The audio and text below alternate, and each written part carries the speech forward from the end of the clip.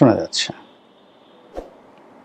নবীন পাঞ্জাবি নামক একটি বিখ্যাত ব্র্যান্ড, সেই পাঞ্জাবির ঘরের মালিক বা দোকানদারের মালিক তিনি দেশ ছেড়ে চলে গেছেন।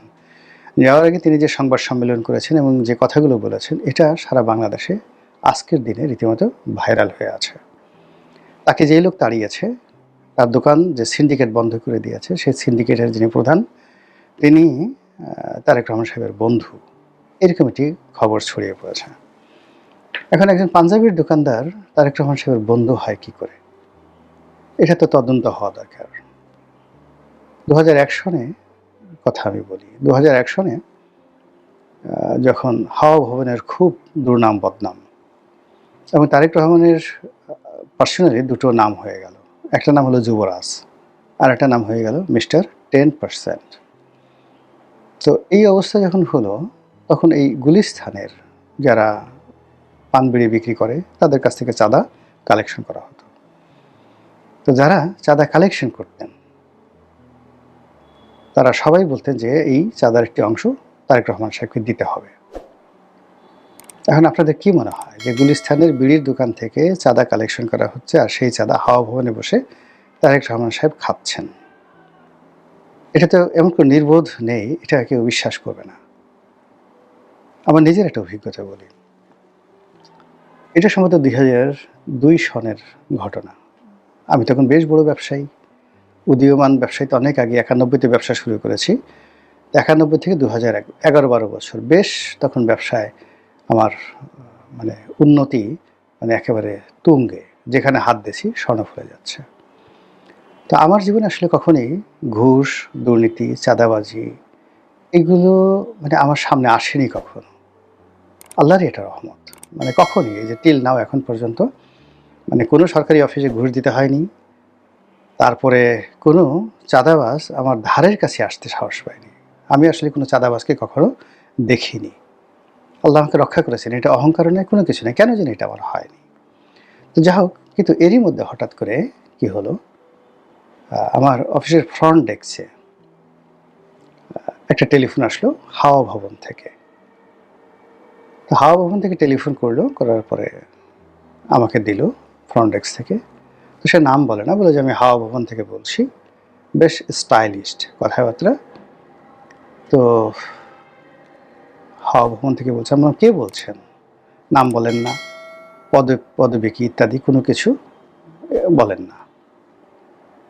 তো যাই হোক, বলে যে শুনলাম খুব ভালো ব্যবসা বাণিজ্য করছেন, তো একটু দেখা সাক্ষাৎ হওয়া দরকার, এখানে আসবেন না আমরা যাব এটা জানাবো, বলে ফোনটা রেখে দিল। এভাবে 3 থেকে 4 দিন টেলিফোন করে। তো প্রথম দিন আসলে আমি গা করিনি, দ্বিতীয় দিন তৃতীয় দিন গা করিনি, কিন্তু এরপরে আমার একটু টেনশন হলো। নামও বলে না, কোনো কিছু বলে না। তো আমার যেহেতু কানেকশন আছে, যারা ডিজিএফআইতে চাকরি করে, তারপরে পুলিশে চাকরি করে, বিএনপিতে যে সমস্ত লোকজন ছিলেন তাদের অনেককে টেলিফোন করলাম, কিন্তু যখনই হাওয়া ভবনের নাম শুনে মানুষ ফ্রিজ হয়ে যায়, আর কোনো কথাবার্তা বলে না। বলে যে ভাই আপনি যাকে বলা হয় নেগোশিয়েট করেন। তো আমি একদিন কি হলো যে আমি তখন একটা দামি গাড়ি চালাতাম, সম্ভবত লেক্সাস একটা গাড়ি চালাতাম। ওই গাড়িটা আমি কিনেছিলাম মিস্টার হুমায়ুন নামে এক ভদ্রলোকের কাছ থেকে। তো দুটো গাড়ি ওখানে ছিল, একটা গাড়ি আমি কিনলাম আর একটা গাড়ি জনাব তারেক রহমান সাহেব কিনলেন। আমি যে গাড়িটা কিনলাম সেই দোকানে গিয়ে ওনাকে আমার প্রথম আমি তারেক রহমান সাহেবকে দেখেছিলাম। তারেক রহমান সাহেবকে দেখেছিলাম, কিন্তু ওনার সঙ্গে আমার কখনো কথা হয়নি। তো যে ঘটনাটা ঘটলো সেটা হলো যে আমি যে গাড়িটা কিনেছিলাম সেই গাড়িটা তারেক রহমান সাহেব পছন্দ করে ফেললেন। আর তারেক রহমান সাহেব ওই দোকান থেকে যে গাড়িটা কিনছিলেন উনি সপ্তাহখানেক ব্যবহার করার পর সেই গাড়িটা তিনি দোকানে ফেরত দিলেন। তো দোকানদার আমাকে বললো যে ভাই আমার কিছু করার নেই, আপনি যদি গাড়ি নিতে চান তাহলে তারেক রহমান সাহেবটা আপনার নিতে হবে, আর আপনার যেটা পছন্দ হয়েছে সেটা তাকে দিতে হবে, আদারওয়াইজ আপনি টাকাটা ফেরত নিয়ে যান। এখন ওই গাড়ি আসলে ঢাকা শহরে তখন আর ছিল না। আমি বাধ্য হয়ে তখন সেই লোকের কাছে থেকে সেই গাড়িটা নিলাম। তখন আমার কাছে মনে হলো যে ওই যে হুমায়ুন সাহেব গাড়ির শোরুমের মালিক, তার সাথে হয়তো তারেক রহমান সাহেবের একটা ভালো সম্পর্ক আছে। তো আমি তার সহযোগিতা চাইলাম যে ভাই এরকম হাওয়া ভবন থেকে একটা ফোন আসে মাঝে মধ্যে। তো তিনিও বললেন যে ভাই এটা পারবেন না, ব্যবসা বাণিজ্য বন্ধ হয়ে যাবে, যেভাবে হোক না কেন আপনি নেগোশিয়েট করেন। এখন আমি কী নেগোশিয়েট করব? মানে আমি তো কোনো ক্লুই পাচ্ছি না। আমার ঘুম হারাম হয়ে গেল রীতিমতো। এই পরপর ৬-৭ দিনের এরকম ঘটনা ঘটলো। তো হঠাৎ করে একদিন আমি বিষণ্ণ মনে আমি অফিসের সামনে দাঁড়িয়ে পায়চারি করছিলাম। পায়চারি করছিলাম, এমন সময় ওই যে টেলিফোনটি হাওয়া ভবন থেকে সে আসলো। তো আমার ফ্রন্ট ডেস্কে তখন একটা হুজুর ছিলেন, আলেম ছিলেন। তো তিনি বললেন যে, "আপনি একটু পরে টেলিফোন করেন, স্যার একটু বাইরে আছেন অফিসের সামনে।" তো বলে তাকে ডেকে দেন। তো সে বলল যে, "না, ডাকা যাবে না।" তখন তাকে খুব অকথ্য ভাষায় গালাগাল করল। বিশ্রী ভাষায় গালাগাল করল।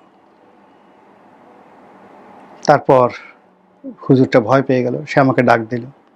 তা আমি বললাম যে, "আমি বললাম না যে আমি বাইরে এখানে আছি, আমাকে কোনো ফোন-টোন দেবেন না। অফিসের সামনে আমার মন খারাপ দেওয়া করছে।" তখনও বলে যে, "স্যার সরি।" খুব বিশ্রী ভাষায় গালাগাল করতেছিল। তো এইটা শোনার পর আমার মেজাজ গরম হয়ে গেল। আমার জীবনে অনেক কিছু হয়েছে। মানে যখন আমার মেজাজ গরম হয়ে যায়। আমি এমনি খুব সাধারণ নেগোশিয়েবল ম্যান। কিন্তু মেজাজ গরম হয়ে গেলে I can do anything। তখন আমার কোথা থেকে যে সাহস আসে আমি এটা বলতে পারি না। মেজাজ গরম হলে আমি করতে পারি না এমন কোনো কাজ নেই।